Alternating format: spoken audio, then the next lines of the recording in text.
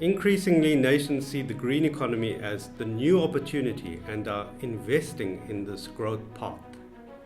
South Africa ranks 128th out of 132 countries in the Yale Environmental Performance Index. Unless we green our economy and become less resource intensive and low carbon, our economy could contract significantly. Well, I think that the green economy is really about transforming the economy in which we live, the economy of our country. So it's about what public government can do to intervene in the economy in order to change it quite fundamentally. One of the problems that I've encountered in this work is that I think that the green economy is often seen as an add-on. It's seen as nice little projects, and often those projects are called green because they are green, things like alien clearing. I think that those are contributors to the green economy, but they are not the economy. They're not the place where government needs to be intervening in order to change the economy. The green economy is not an add-on, nor is it a sector. It requires engagement and working together. It involves a series of changes that we all have to make, and this starts at the household level. My name is Tulisa and I am part of the Nyawana family. I share a home in Pinelands with my father Zweli, mother Bulelwa and brother Luto. In our house, we never really gave much thought to our electricity and water consumption. In fact, green living was a theoretical concept to us.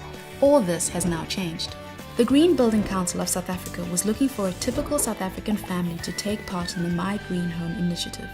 The idea was that the family and their home would receive a major green makeover as a demonstration for others who are interested in going green too. We decided that this would be an amazing project to be part of, so we volunteered. Over 4 months, our lives changed quite a bit.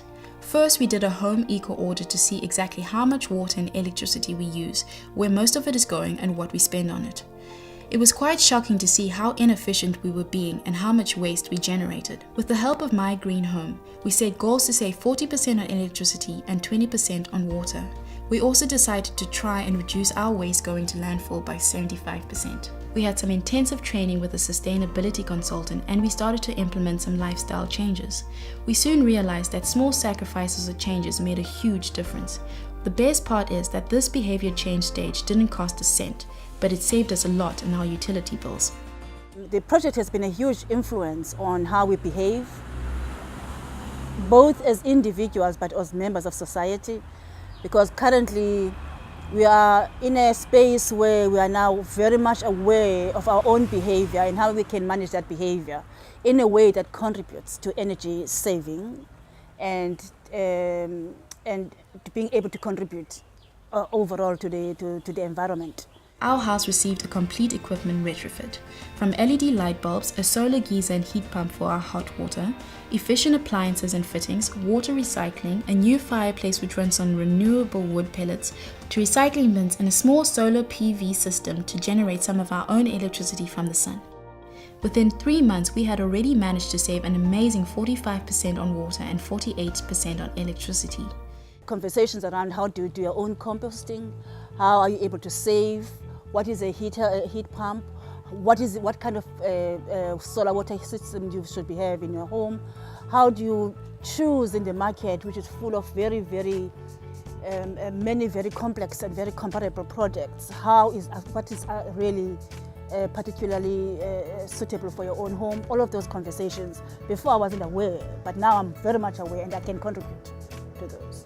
What I like about the whole behavior change is the fact that you get to take it with you. I mean, all the retrofits, they stay in your house, but you yourself, the way you behave, the way you recycle or whatever, you get to take it with you outside of your own home.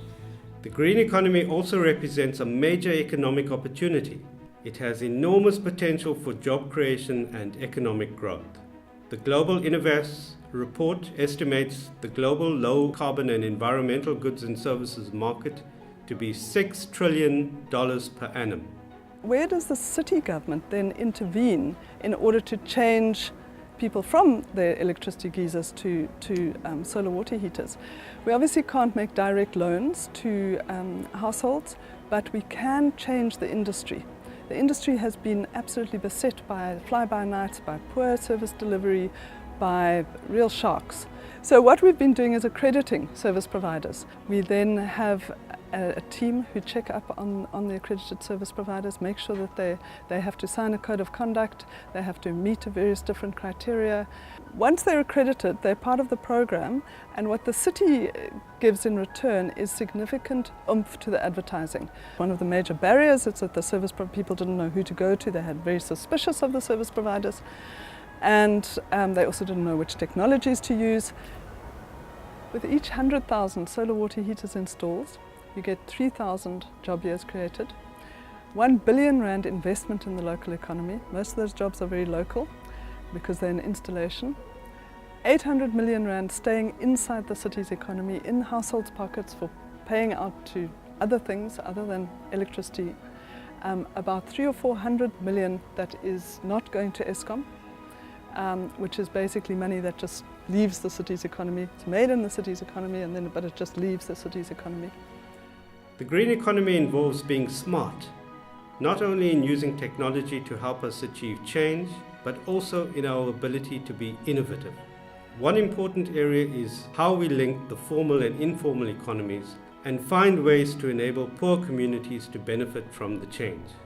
Credible Carbon is an innovative financing scheme that enables community-driven green initiatives in recycling and energy efficiency through offsetting emissions that corporates generate against these emission reduction services.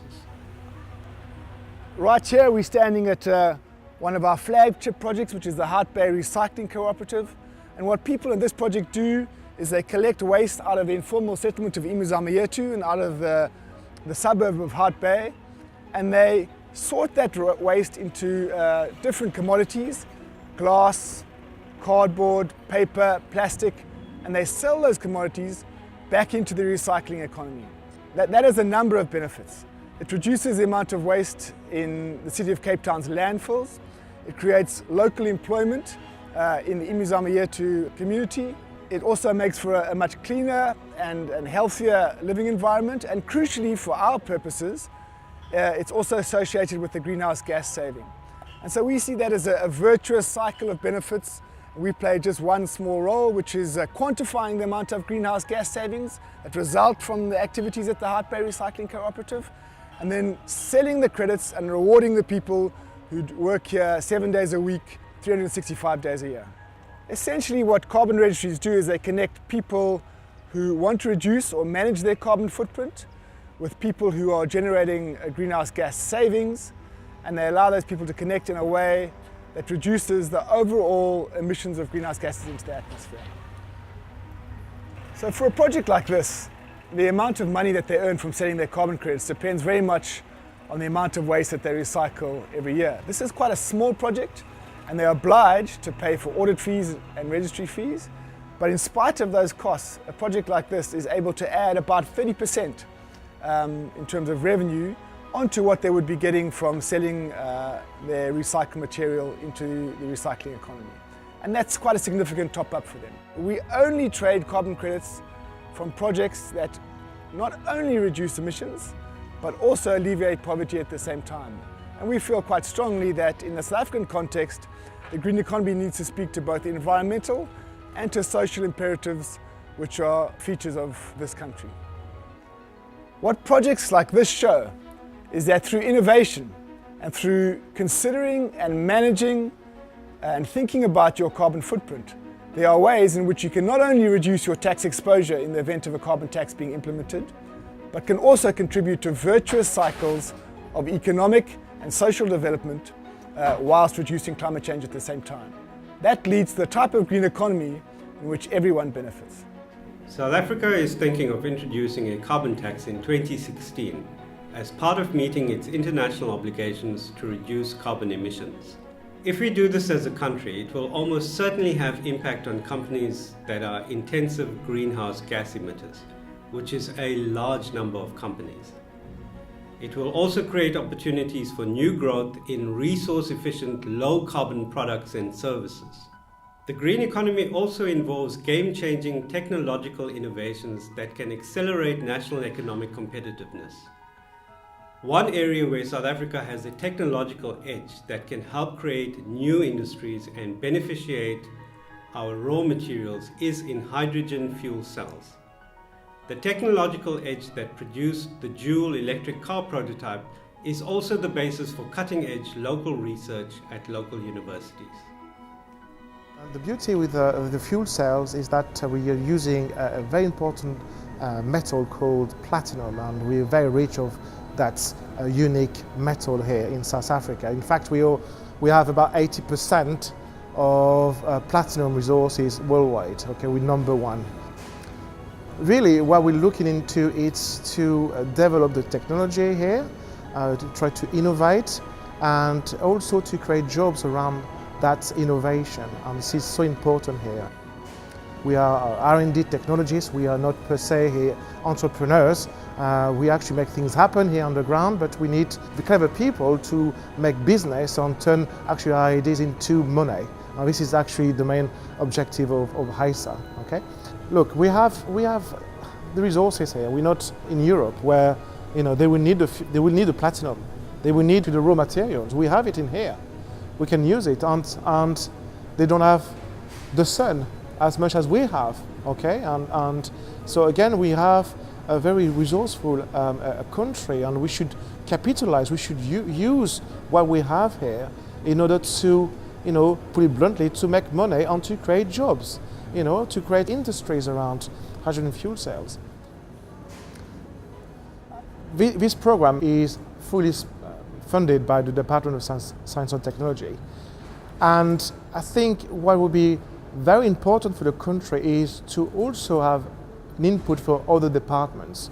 For example, obviously hydrogen is energy, and we would expect involvement of the Department of Energy into that program, or looking at other programs related to hydrogen energy. Okay?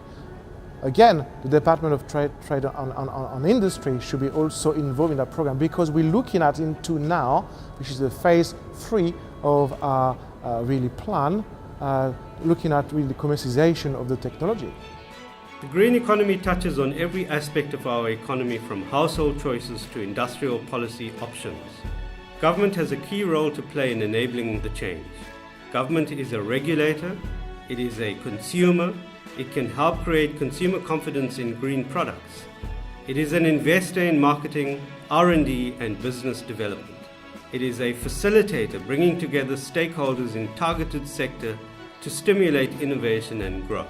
All of this requires coordinated joined-up government and coordination between government and non-government partners.